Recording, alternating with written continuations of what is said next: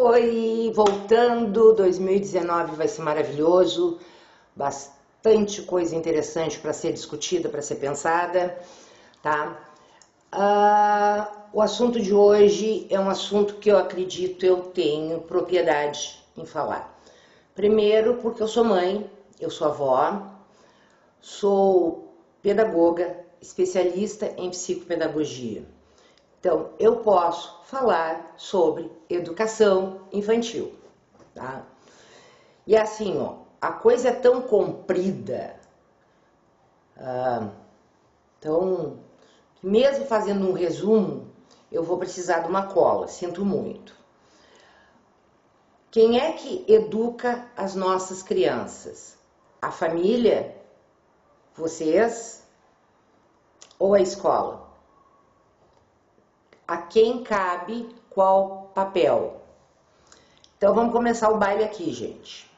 É em casa que as crianças devem aprender a dizer bom dia, boa tarde, boa noite, com licença, me desculpe, perdoe-me, sou grato, sou grata, errei, muito obrigado, muito obrigada. Isso é em casa, tá?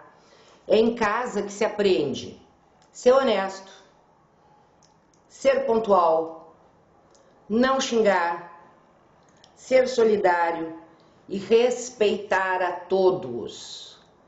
O respeito é dentro de casa que se aprende e ele é fundamental na vida depois, quando a gente sai de dentro de casa. É em casa também que se aprende que se deve comer de tudo. Não tem essa de nojinho. Eu não como couve. Come sim, tá? Não falar de boca cheia, que é o mínimo. Vocês não precisam ensinar os filhos de vocês a usar todos os talheres bem certinho, coisa e tal. Mas pelo menos não falar de boca cheia é essencial. Ter higiene pessoal, escovar o dente, tomar seu banho, um perfuminho, tá? Não jogar lixo no chão, ser organizado, tá? Ajudar os pais nas tarefas diárias. A partir dos 2 anos existe já uma tabela, vocês procurem na web, que tem, por exemplo, com 2 anos uma criança pode muito bem, antes de dormir e se deitar, juntar seus brinquedos. Obviamente, a mãe e o pai, ambos, ou cada um, vai ajudá-lo na tarefa até que ele consiga cumprir sozinho, tá? Ainda em casa é que se aprende a cuidar das suas coisas, não mexer nas coisas dos outros, respeitar regras, usos e costumes. Gente, respeitar regras é fundamental. Outra coisa, os pais têm que trabalhar a frustração nos filhos. Eu sei que é ruim não dar aquele brinquedo que a criança queria tanto, mas ela tem que aprender a lidar com a frustração. Senão, o que acontece? Nós já temos casos de pessoas, de jovens já, que estão longe dos pais, não conseguem aquilo que eles querem, ou eles se atiram nas drogas, ou eles entram em depressão e vão até o suicídio. Então, em casa, é os pais que têm que frustrar os filhos. Não em excesso, mas eles têm que saber lidar com o não, porque a vida vai dar muitos. E aí, como é que fica? Vai ser uma criatura extremamente frágil, um vidro, um cristalzinho que leva um não e se parte em pedaços, tá? Obrigação da escola: matemática, química, física, biologia, português, sociologia, educação artística, ciências, alguma língua estrangeira, artes.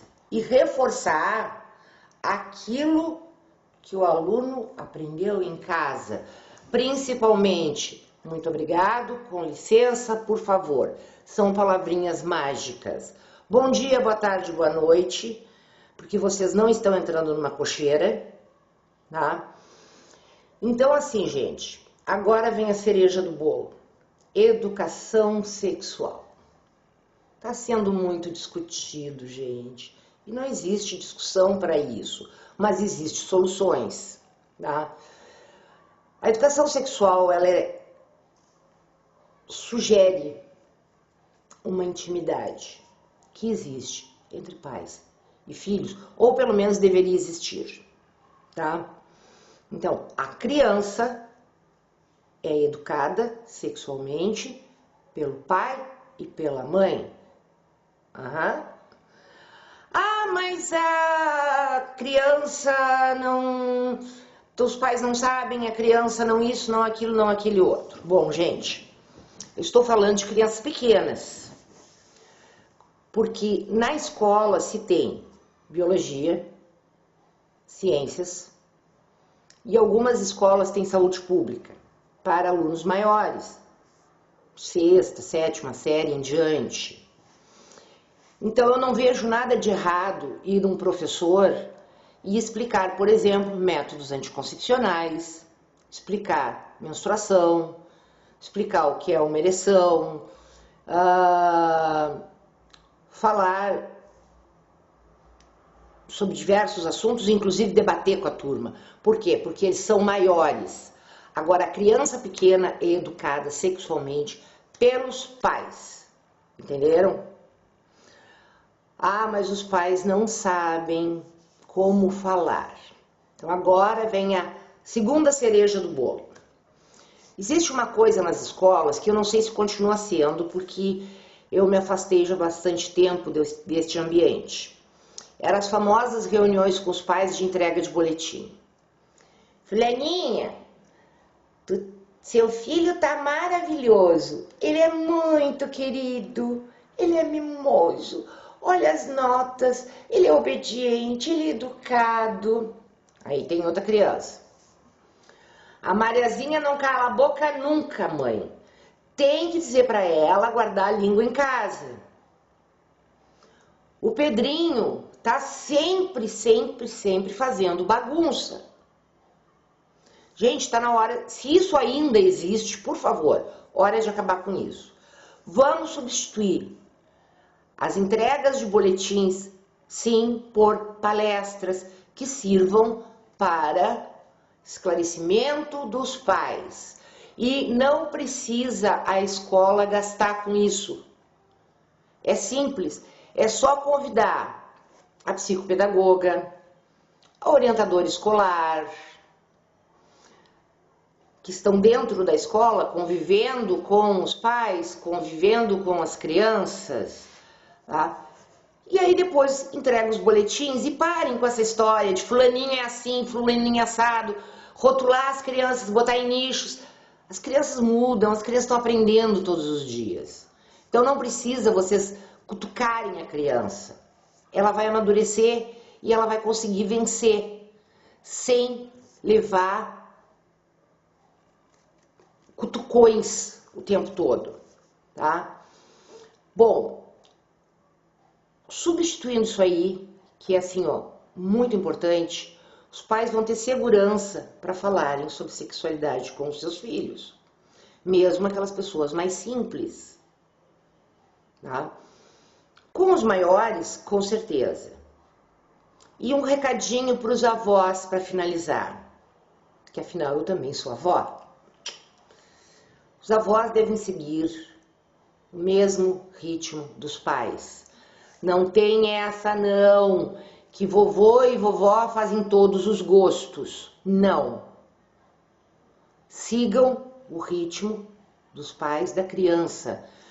Porque pense no seguinte, se a mãe diz uma coisa, o pai diz outra, e a avó diz outra, que cabeça vocês querem que se crie aí? Uma criança, para se sentir segura, ela precisa daqueles limites dados pela família. Avós são família, pai e mãe são família. Então, combinem entre si primeiro o que vocês vão permitir que essa criança faça, ou o que não vão permitir. Entenderam? É muito fácil. E os avós seguem o mesmo ritmo. Se os pais dizem não come doce depois, antes da janta, não, os avós não vão dar doce. É simples assim. Não é para o meu filho brincar no meio da rua, a avó não vai deixar o neto brincar no meio da rua. Gente, é a família que vai dar o start para um ser humano. E o que vocês querem?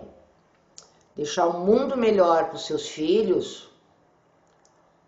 Ou uns filhos melhores para o mundo? Para pensar. Beijo! Mua!